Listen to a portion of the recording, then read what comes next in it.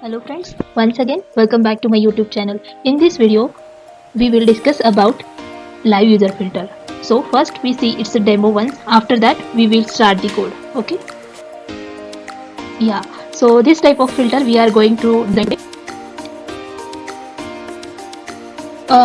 this type of live user filter where we are actually going to fetch bunch of users from an API. If I type here as an R like this, so any user that has an R in either their name or in a between, so is going to show. So without wasting time, let's start. I have taken one folder over here. In that I have created three files.